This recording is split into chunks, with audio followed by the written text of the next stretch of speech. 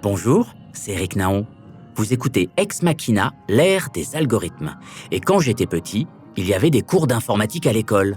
Allez, je vous emmène en 1985. Depuis la rentrée scolaire 85, le plan informatique pour tous met en place des ordinateurs dans les écoles. Apprendre l'informatique à nos enfants, c'est les préparer aux emplois de demain. Pour nous, la France avance. À l'époque, les ordinateurs s'appelaient MO5, TO7 ou Amstrad CPC 6128, celui avec des grosses disquettes, vous savez. Bon, de toute façon, on ne sait plus vraiment ce que c'est une disquette aujourd'hui, ni un zip, ni une clé USB, enfin bref. À l'école, on apprenait le basique et le logo, les rudiments du code, tout en jouant à des jeux vidéo pixelisés. Les enseignantes, les enseignants étaient formés, il s'agissait pour la France d'être à la pointe de la technologie pour être à la pointe de la pédagogie. Le programme informatique pour tous de 1984 a bugué, trop cher, trop de logistique, etc. et n'a jamais vraiment atteint son objectif. Mais la problématique reste la même, être à la pointe de la pédagogie grâce au numérique. Comment les outils numériques nous aident à développer les compétences que l'on attend des étudiantes et des étudiants aujourd'hui ? Évidemment, les cours en distanciel ont connu un développement pas toujours très heureux avec la pandémie de Covid-19. Mais il y a fort à parier que de cette expérience traumatisante pour tout le monde, nous saurons tirer des enseignements pour l'avenir.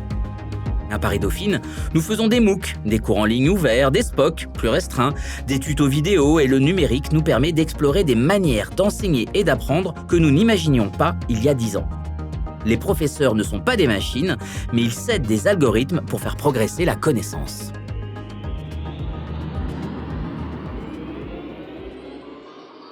Et nous voilà bien dans le studio de l'université Paris Dauphine PSL avec nos deux invités, Sophie Mérité et Pierre Laniret. Sophie Mérité, bonjour. Bonjour Eric. Vous êtes maître de conférences en économie et vice-présidente Affaires internationales et mobilité étudiante à l'université Paris-Dauphine PSL. Vous êtes également membre du CGMEP, le Centre de géopolitique et de l'énergie des matières premières. Vous êtes là pourquoi aujourd'hui ? C'est une très bonne question, surtout parce qu'on m'a invité. En face de vous se trouve Pierre Laniret. Bonjour Pierre. Bonjour Eric. Vous êtes délégué à l'innovation et à l'accompagnement pédagogique à l'université Paris-Dauphine PSL. Vous êtes co-responsable du master Business Consulting et Digital Organization, le master 128 pour les intimes. Et vous êtes également membre du comité de pilotage Dauphine Numérique à l'origine de ce podcast. Merci à vous. Également, vous avez lancé le premier podcast dauphinois, Nouvelle stratégie pour les étudiants pendant les phases de confinement. Je vais commencer par citer le Conseil national du numérique qui dit « Le savoir ne se consomme pas, il se co-construit ». Comment les technologies numériques aident à ça, Pierre Laniret ? Les technologies numériques, elles nous offrent des possibilités d'innovation dans nos cours de différentes façons. Elles nous permettent de faire des cours avec des contenus plus interactifs, elles nous permettent de faire des cours à distance, elles nous permettent de créer des ressources qui seront consultables à d'autres moments que les temps de classe. Et donc, on va dire qu'elles étoffent la panoplie d'outils pédagogiques qu'un enseignant est susceptible de mobiliser pendant un cours. Alors, concrètement, on parle de quels outils ? Il y a un très vieil outil qui permet de faire de l'apprentissage à distance et ça s'appelle le livre. Maintenant, les technologies qu'on utilise aujourd'hui à l'université sont de nature plus numérique, on va dire, et ce sont des plateformes d'apprentissage sur lesquelles, par exemple, on va déposer des documents, peut-être des plateformes d'apprentissage sur lesquelles aussi on va intégrer des quiz, des questionnaires, des manières de suivre l'apprentissage d'un apprenant. Ça peut être des contenus encore plus interactifs avec des contenus numériques type vidéo, audio, au sein desquels on peut même intégrer des questionnaires et des quiz. Voilà, c'est un ensemble de nouvelles expériences pédagogiques qu'on est capable d'offrir de cette façon-là aux apprenants. Sophie Mérité, vous en tant qu'enseignante, vous utilisez ces nouvelles technologies. Est-ce qu'elles vous les trouvez utiles ? Alors oui, tout à fait, je les utilise et oui, je les trouve très utiles, même si au premier abord, quand on enseigne en université, on se dit pas obligatoirement que le numérique peut nous aider. En fait, l'idée qui est vraiment forte, c'est le numérique, pour moi, faut pas le subir. Il est là vraiment pour nous permettre de nous épanouir. Et dès lors que l'on a compris, en tout cas pour moi, ça a été le cas, cet élément, cela change le rapport que l'on peut avoir avec le numérique. Et notamment, Pierre l'a indiqué, hein, mais les supports numériques sont variables, hein, et nombreux, et en fait peuvent engendrer un renouveau dans l'envie et le plaisir d'enseigner et d'apprendre. En tout cas, je l'ai vécu comme ça. Et il y a aussi une génération d'étudiants qui est en demande vis-à-vis du numérique. Alors ça doit être assez difficile comme ça de se réinventer au quotidien. Comment est-ce que vous faites? C'est horrible, parce qu'en fait, quand vous êtes, habitué pendant 20 ans à, je vais pas dire donner le même cours, mais sur, en tout cas un format de cours, hein, face à des étudiants où, oui, vous allez mettre, ce que vous appelez, ou ce que j'appelais moi à l'époque de l'interaction, juste en leur faisant faire des exercices ou en leur disant: «Bah, venez au tableau corriger l'exercice». On se rend compte, et notamment, grâce, aux ingénieurs pédagogiques du CIP, qu'en termes, d'ingénierie pédagogique, il faut en fait construire un cours, repenser son cours. Quand je dis ça, on pourrait imaginer que nos cours ne sont pas construits. Si, ils le sont, mais ils ne sont pas construits pour faire obligatoirement passer le message que l'on souhaite. Et le message que l'on souhaite, peut-être qu'on n'arrive pas à le faire passer. Et c'est là où le numérique est très intéressant. Alors Pierre, justement, vous pilotez le CIP, hein, le Centre d'innovation pédagogique. Comment il rentre en interaction avec les enseignants? Les centres d'innovation pédagogique, il est là pour répondre à des demandes d'enseignants. Donc aujourd'hui, il répond vraiment sur un modèle comme un bureau, on va dire, auquel on peut soumettre des demandes et on va ensuite allouer des moyens, donc l'intervention de l'ingénieur pédagogique pour répondre à différents besoins d'enseignants qui peuvent survenir. Dans mon expérience personnelle, moi, j'avais envie de rompre le cadre traditionnel de mon cours, qui était un format assez orienté vers des cours magistraux et des travaux dirigés qui n'étaient pas toujours très bien articulés, parce on improvise parfois nos formats, on les revisite avec le temps et ils peuvent atteindre une certaine limite. Et j'ai eu l'occasion, grâce au Centre d'innovation pédagogique, d'avoir pendant un semestre quasiment des rendez-vous réguliers avec l'ingénieur pédagogique qui m'a permis de repenser et d'exprimer, de formuler des choses qui étaient des impensés, on va dire, de ma pratique pédagogique. Quels sont mes objectifs, comment les atteindre, comment vérifier qu'on les atteint, comment varier les formats. Et puis après, on peut dériver vers l'attention de l'étudiant, le dynamisme du cours, etc. Et donc, j'ai répondu à la fois à un problème de forme qui ne me plaisait pas et, chemin faisant, à un problème de fond, de mieux faire passer mon message pédagogique. Donc en fait, la pédagogie est traitée comme une matière et qui s'apprend aussi et les profs apprennent à enseigner. Alors ça, c'est assez nouveau. Finalement, nous, on était lancés un petit peu, en tout cas moi j'ai commencé ma carrière, on était lancés dans le grand bain de l'enseignement sans une once de formation à la pédagogie. Les choses ont changé ces dernières années et désormais, à Dauphine, il est obligatoire de faire une centaine d'heures de formation à la pédagogie pour les nouveaux maîtres de conférences. Et les questions pédagogiques prennent un petit peu plus de place dans nos discussions collectives aussi. Et alors dans ce corpus d'enseignement, les machines, les algorithmes, hein, qui prennent la suite ou qui complètent les livres ont toute leur place. D'une certaine façon, on se rend bien compte que nous, dans notre vie privée, on apprend plein de choses grâce à des outils numériques. Des outils numériques plus ou moins sophistiqués et plus ou moins interactifs, comme des vidéos YouTube, des forums pour se dépanner de nos manières de bricoler le dimanche. Et il y a aussi des cours plus profonds. Il y a des podcasts très très longs de culture générale, d'histoire de l'art, sur tout un tas de sujets. Donc on se rend compte qu'on peut apprendre de manière asynchrone, distancielle, et encore plus avec l'aide de la technologie. Après, ça ne remplace pas non plus tout. On parle du projet PSL One hybride. Quel est son but et surtout, comment est-il mis en place dans Dauphine? Pendant le confinement, l'État a mis sur la table un certain nombre de moyens pour aider les établissements d'enseignement supérieur à accélérer leur migration ou leurs efforts en termes de numérisation de leur formation. D'où le terme d'hybridation des formations, c'était le nom de l'appel à projet. Dauphine et PSL ont eu la bonne idée d'y candidater et ont obtenu un financement à cette occasion-là.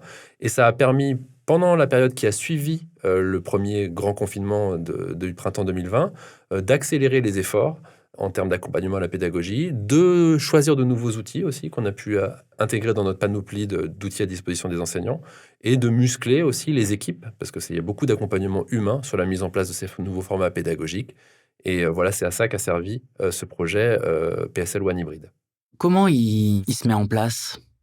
Il prend la forme d'un centre d'innovation pédagogique qui est un centre de service, on va dire, avec le périmètre d'intervention sur l'ensemble des établissements de Paris Sciences et Lettres, avec des ingénieurs pédagogiques qui vont rendre disponible une offre de service à destination de l'ensemble des formations, de l'ensemble des responsables de formation et de l'ensemble des enseignants de PSL.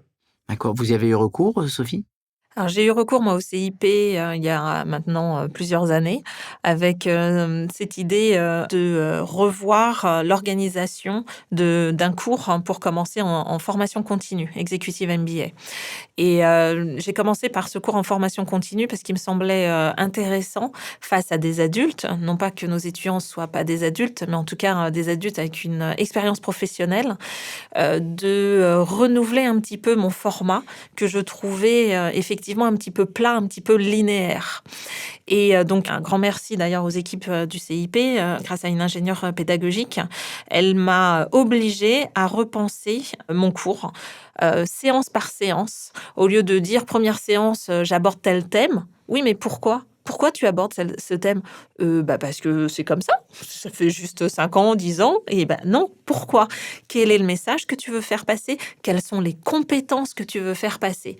Et donc chez moi, ça a fait écho parce que, j'ai une expérience à l'international et en fait, dans le monde anglo-saxon, on fait, d'emblée la différence entre l'objectif du cours et le fameux learning outcomes. Le learning outcomes, c'est vraiment les compétences, hein, du cours. Et donc là, je me suis dit: «Ah mais ça y est, en France, on commence à avoir ce genre d'intérêt» et je me suis dit: «Allez, on y va, on y va». Ça a été une horreur. Ça a été une horreur pour moi de repenser mon cours parce que c'est vrai que quand on est enseignant, habituellement, on a plutôt, le rôle de, on est le chef, le cours est, donné tel quel et on se pose pas trop de questions. L'étudiant comprend pas, bon, bah, c'est peut-être pas obligatoirement nous qui avons fait une erreur. Et là, c'était intéressant de reprendre chaque concept, de revoir les liens, de, comprendre, les compétences qui étaient attachées et donc sur la formation continue, c'était, je trouve, assez intéressant. Et vous avez vu une différence, vous, dans votre cours et vos élèves ont-ils vu une différence? Alors moi, j'ai eu, pas du plaisir au départ à revoir mon cours parce que c'est beaucoup de travail. Je pense que ça, il faut quand même l'avoir en tête. Moi, ça a été, des soirées, pendant plusieurs mois à revoir, le format du cours. Et petite anecdote, l'ingénieur pédagogique qui m'accompagnait, au départ m'a fait prendre une feuille blanche en me disant: «Repense ton cours». Et là, j'ai dit: «Mais non, mon cours, il est déjà fait». Donc et non, fallait repartir de zéro. Et donc voilà, il a fallu, que j'accepte, hein, de repartir de zéro. Et une fois j'avais repensé, le cours, bah, faut le mettre en œuvre. Donc il y a, 2 parties, hein. Donc pour moi, au départ, ça n'a pas été obligatoirement très agréable. Une fois que j'ai accepté, ça a été agréable. Ça a même été, ouvrir, des possibilités extrêmement, grandes que, je n'avais pas en tête.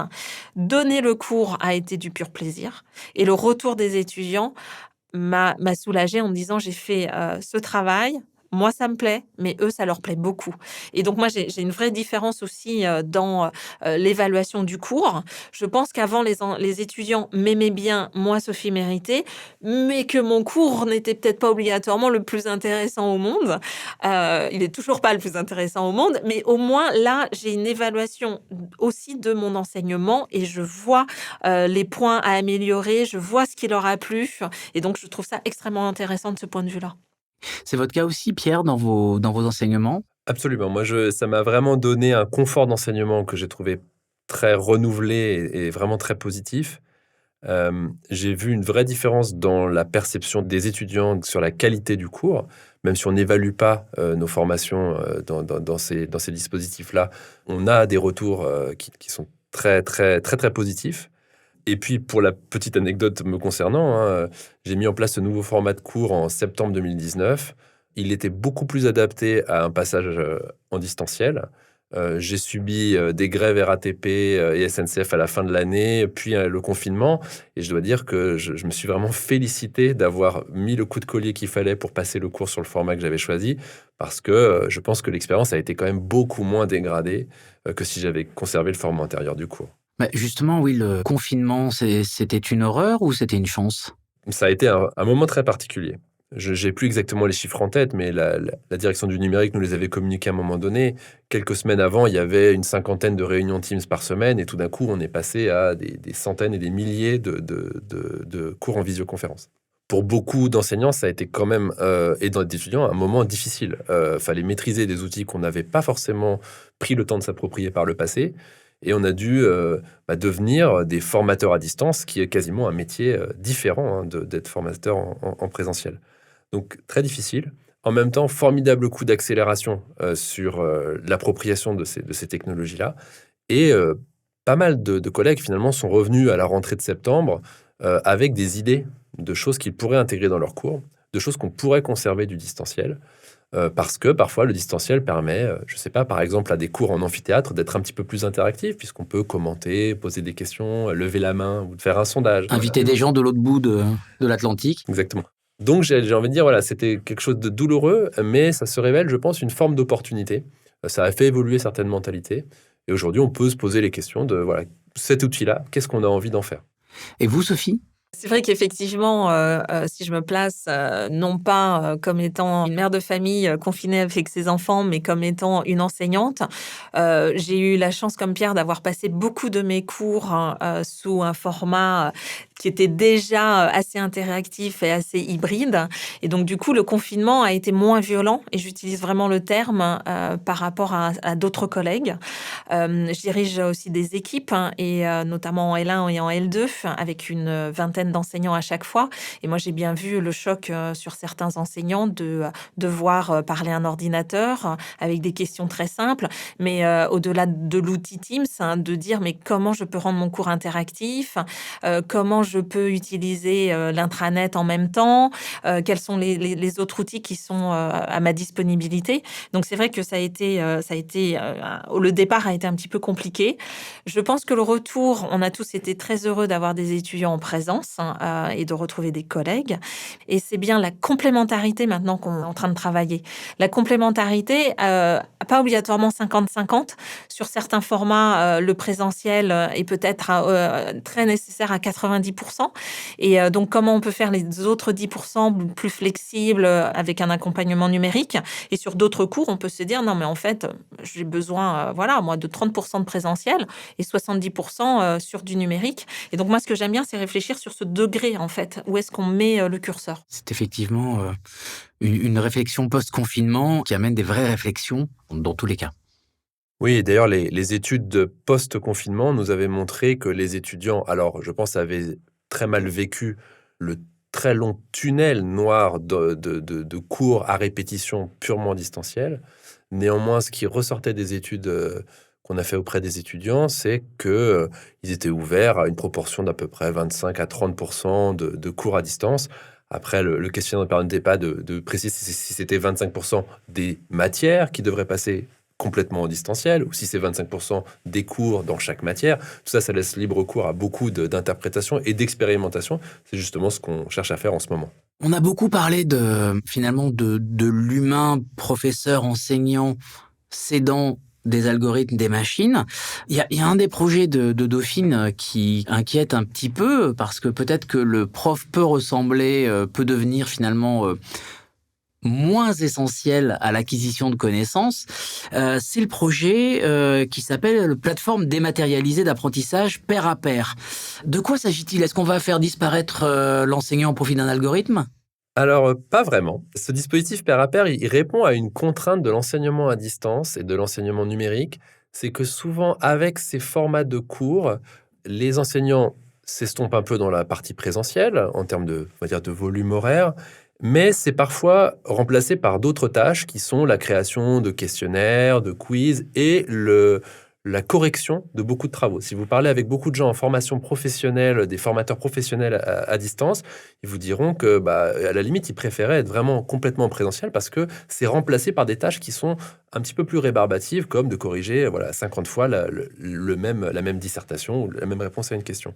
Le dispositif pair à pair d'évaluation par les pairs, c'est un dispositif qui permet, c'est un outil évidemment numérique qui permet de faire cette innovation pédagogique et qui permet à des groupes d'étudiants ou à des étudiants d'évaluer le travail de leurs collègues. Donc on leur fournit des grilles d'évaluation, on leur fournit une manière d'évaluer le travail qui a été fait et eux, ils se mettent à la place de l'évaluateur et ils évaluent, ils font des commentaires à leurs collègues. Ça a un avantage évidemment en termes de temps de travail pour l'enseignant, mais aussi ça change la posture en fait de l'étudiant qui se retrouve à parfois évaluer un groupe ami sur un travail que lui-même a peut-être pas très bien réussi. Et donc de corriger ses camarades est une manière pour lui aussi d'apprendre ce qu'il lui-même aurait dû faire. Mais est-ce qu'on est sûr, la question est lambda, mais est-ce qu'on est sûr que l'étudiant va évaluer de manière sincère? Alors ça, c'est intéressant. C'est jamais très sincère. Parfois, ils sont justement un petit peu excessivement sévères. parfois excessivement généreux parce que gênés d'être dans cette posture-là. Parfois, ils pensent même qu'on fait ça justement pour ne pas s'en occuper, alors que finalement, mettre en place les plateformes d'évaluation pair à pair, c'est quelque chose qui prend beaucoup de temps. Donc, on les met dans une situation d'inconfort, mais c'est précisément ce que j'aime bien dans les innovations pédagogiques, c'est que justement, on déstabilise un petit peu les codes habituels et en fait, il en ressort toujours quelque chose. Oui, c'est sortir de sa zone de confort, aussi bien pour l'enseignant que pour l'étudiant d'ailleurs. Alors nous, en L1, en microéconomie, en L2, microéconomie, on avait mis obligatoire le peer-to-peer et avant le confinement. Et en fait, avec le confinement, on a un petit peu allégé notre système. Mais le peer-to-peer, on l'avait mis en place pour permettre aux étudiants, par rapport à la microéconomie, qui n'est pas obligatoirement la matière qu'ils préfèrent, on va être honnête, on l'avait mis en place pour que les étudiants prennent aussi conscience qu'ils pouvaient s'aider, s'entraider, partager un savoir. Et comme l'a dit Pierre, ça permettait aussi aux enseignants de préparer des grilles d'évaluation qui étaient partagées aux étudiants. Et donc ça, c'était assez intéressant puisque l'étudiant se met aussi à notre place. Et donc parfois, ils ont l'idée que on met une note un peu au hasard. Non, il y a une grille, ils doivent suivre la grille. La question que tu as posée, Eric, est très intéressante aussi sur la peur que l'étudiant va être trop sympathique. En fait, c'était la remarque et la critique que j'ai eue de mes enseignants qui m'ont dit: «Non mais Sophie, ils vont tous se mettre 16 ou 18». Et non, pas du tout.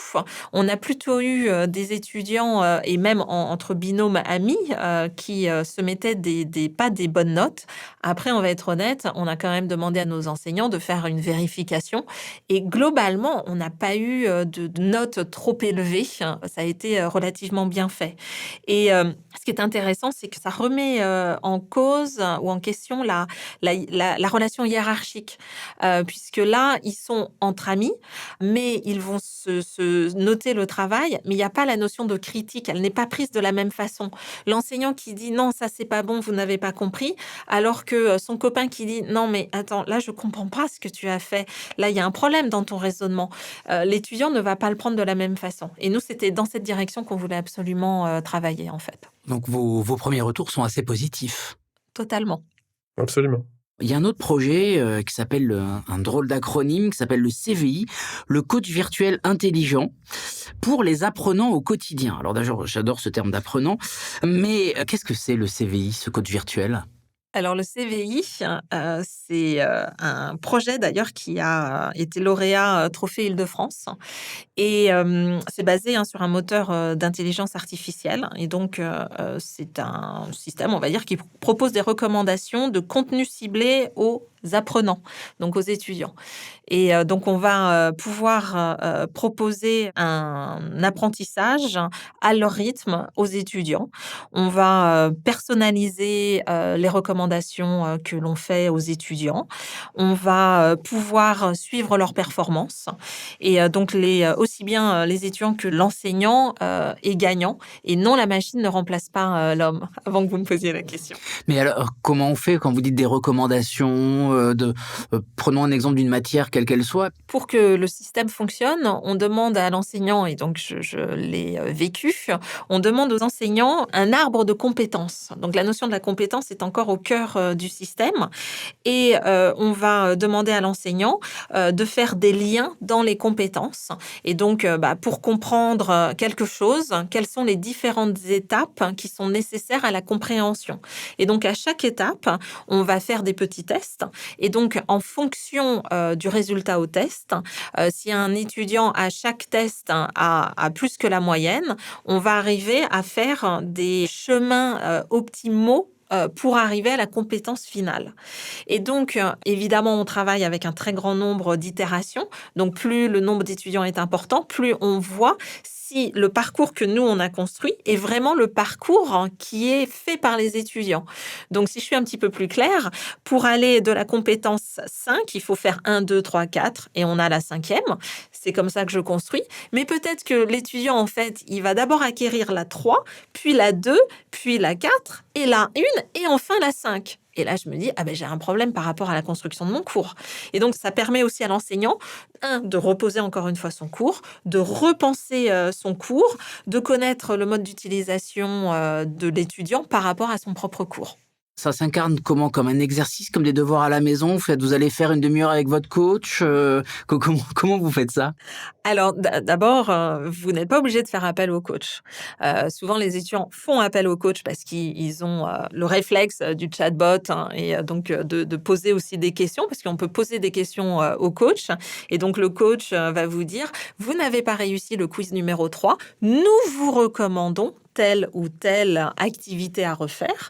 Ces activités peuvent être des lectures, des vidéos, des exercices et donc ça nous permet de donner des recommandations aux étudiants. Ça permet aux étudiants une flexibilité d'apprentissage, c'est-à-dire qu'ils peuvent le faire chez eux quand ils veulent, à leur rythme. L'enseignant peut contrôler l'apprentissage, donc chaque mois, je fais le bilan, je regarde: «Ah oui, là, j'ai un étudiant qui est un petit peu à la traîne». Donc ça permet, de ce point de vue-là, de suivre. Ça permet d'identifier, les lacunes de chaque étudiant et les faiblesses du cours. Encore une fois, hein, c'est repenser son cours pour permettre à l'étudiant un apprentissage, personnalisé, pour lui permettre d'acquérir des compétences que l'on estime importantes. Pierre, vous avez un avis sur le coach virtuel? Vous l'avez essayé? Je ne l'ai pas essayé parce qu'il faut, en tout cas c'est aujourd'hui la conclusion à laquelle on est arrivé, au moins à ce stade de développement, c'est qu'il faut quand même des grandes cohortes. C'est mieux d'avoir des grands effectifs et donc on les a plutôt dans les cours auxquels participe Sophie ou qu'elle anime, plus que dans les miens où on est plutôt sur une centaine d'étudiants. Néanmoins, je trouve ça très intéressant en fait de creuser ces expérimentations pédagogiques-là qui ont une forte connotation là pour le coup technologique, parce que ça nous permet tout simplement de rester un petit peu à la page et même à l'affût de ces opportunités-là. Si vous regardez beaucoup d'éditeurs de logiciels, ils proposent des choses qui sont des coachs virtuels. Nous, on a la chance d'avoir développé le nôtre, pas tout seul, avec un ensemble de partenaires évidemment, mais voilà, on est sûrement une des rares universités françaises à utiliser ce type de technologie-là, même si c'est encore sur un volume de cours assez réduit, ça nous permet d'apprendre énormément de choses. Alors, on a vu comment on apprenait à l'aide de la machine, comment on était dans l'acquisition de compétences. Il y a un point qu'on n'a pas abordé, c'est l'évaluation. Enfin, on a vu un peu de peer-to-peer, etc. Sur les examens, finalement, est-ce qu'il y a des solutions technologiques qui vont remplacer, notamment pour les Dauphinois qui nous écoutent, la fameuse porte de Charenton et les grandes tablées d'examen? Ah, c'est une question très intéressante, parce que je pense que justement, comme vous le soulignez, il y a une dimension assez rituelle même à ces examens de passage de fin d'année. Je pense qu'on en est qu'au tout début de l'intégration de ces outils technologiques dans nos modalités d'évaluation. Ce qu'on voit aussi par ailleurs arriver, c'est qu'il y a aussi des outils d'intelligence artificielle qui finissent par arriver sur le marché, qui sont capables d'écrire des dissertations de manière automatique. Donc la question va se poser à un moment donné de à quel point la technologie nous sert ou au contraire elle nous dessert. C'est vrai que c'est quand même, je l'ai dit tout à l'heure, une grosse contrainte des cours à distance, des cours fortement hybridés, c'est la charge de l'évaluation. Et pour l'instant, on n'a pas trouvé en tout cas que répondre par juste des QCM était une solution satisfaisante. Et puis derrière, tu as le plagiat qui vient tout de suite, en fait. Et aujourd'hui, je pense qu'on n'est pas encore très mûr hein, de ce point de vue-là. Je pense qu'on a tous entendu la fameuse anecdote de l'étudiante en Chine ou à Hong Kong qui était surveillée par une caméra et elle a juste utilisé son mouchoir ou éternué et elle a été déclarée comme étant en fraude. Donc, je pense que voilà, au niveau mondial, il y a des systèmes hein, qui existent, mais en tout cas en France, on est, je pense, pas encore très mûr de ce point de vue-là. D'accord, donc l'année prochaine sera porte de Charenton. Pierre, une dernière question pour vous. J'ai mentionné tout à l'heure votre podcast, hein, ça s'appelle Nouvelle Stratégie. Vous l'avez développé notamment pendant la phase de confinement. Est-ce que vous pouvez nous en parler un peu? Oui, tout à fait. J'avais coutume d'inviter des entrepreneurs. C'est un cours qui est consacré au nouveau modèle d'affaires à l'ère du numérique. Donc j'avais coutume d'inviter des entrepreneurs pour qu'ils viennent partager leur expérience pendant la classe. Encore une fois, dans l'idée de rompre un petit peu la monotonie, ressentie en tout cas par moi, du cours magistral de 3 heures. Et en fait, j'avais une petite frustration à l'époque qui était que, en fait, ils n'étaient pas scriptés, ces entretiens. Je ne pouvais pas vraiment les positionner pédagogiquement exactement comme j'aurais voulu. Ce sont les aléas du direct, on va dire. Et donc, j'avais cette idée-là en tête. Et quand j'ai vu le confinement arriver, je me suis dit que c'était en fait l'occasion de franchir le pas Et comme je ne pourrais pas les inviter de toute façon cette année-là, qu'il fallait que je trouve une solution alternative. Et donc, on s'est lancé dans la première production de ce podcast, qu'on a enregistré d'ailleurs dans ces studios. Et effectivement, j'y ai trouvé vraiment mon compte, surtout d'un point de vue pédagogique, parce que ça m'a permis non seulement d'avoir des invités qui apportent ce regard extérieur, mais aussi de pouvoir moi-même intégrer dedans mes remarques, mes commentaires, et donc toute la valeur ajoutée, j'allais dire, du prof dans le témoignage du professionnel, qui reste le cœur quand même de ce format-là. J'ai eu de très bons retours des étudiants, déjà parce que c'est nouveau et que c'est, on va dire, dans l'air du temps. Aussi parce que c'est un format qui est très souple dans la manière dont on peut en prendre connaissance. On peut faire ça en faisant ses courses ou en allant courir, etc. Et comme les étudiants avaient quand même pas mal de tunnels, justement, de visio, le fait qu'on puisse continuer à distance, mais sur un format qui leur permette un petit peu de se détacher de l'écran, finalement, c'était peut-être pas plus mal. D'accord. Une réflexion à méditer. Merci beaucoup, Pierre Laniret. Merci, Eric Naron. Merci, Sophie Mérité. Merci Eric. C'était Ex Machina, l'ère des algorithmes, un podcast Dauphine numérique. Son but, c'est d'avoir une approche réflexive sur l'IA au travers de l'expertise de chercheuses et de chercheurs de l'Université Paris-Dauphine, PSL. Dauphine numérique, c'est un projet de recherche qui vise à comprendre l'IA et ce que son arrivée dans notre quotidien implique pour nous, les petits humains. Merci au fidèle Aurélien Thom, ingénieur du son Made in Dauphine, couteau suisse de la prise de son à la musique, en passant par le montage et le mixage.